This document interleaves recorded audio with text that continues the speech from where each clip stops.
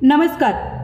लोकसभा निवडणुकीत मतदारांचा कल नक्की कोणाकडे आहे हे जाणून घेण्यासाठी विविध संस्थांकडून ओपिनियन पोल केले जातात। यंदाच्या लोकसभा निवडणुकीत उपमुख्यमंत्री अजित पवार यांच्या नेतृत्वाखाली राष्ट्रवादी काँग्रेसला राज्यात एकही जागा मिळणार नसल्याचा अंदाज या पोलमधून वर्तवला जात आहे। याबाबत बारामती इथं पत्रकारांशी बोलताना अजित पवारांनी आपली पहिली प्रतिक्रिया दिली। लोकसभा निवडणुकीत तुमच्या पक्षाला एकही जागा मिळणार नसल्याचा अंदाज वर्तवला जात आहे असा प्रश्न अजित पवारांना विचारण्यात आला।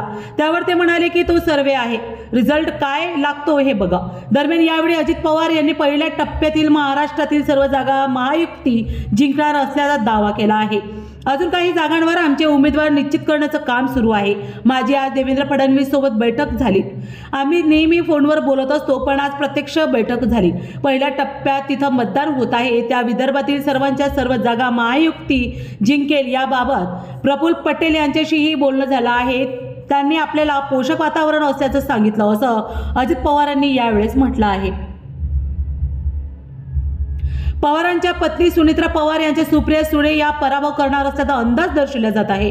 तर शिरपूरमध्ये शिवाजीराव आढळराव यांचा अमोल कोल्हे पराभव करणार आहे। रायगडमध्ये देखील सुनील तटकेकर यांचा अनंत गीते पराभव करतील असा अंदाज आहे। उस्मानाबादमध्ये ओमराजे निंबाळकर हे अजित पवार यांच्या पक्षाच्या उमेदवार अर्चना पाटील यांचा पराभव करणार असल्याचा अंदाज व्यक्त करण्यात आला आहे।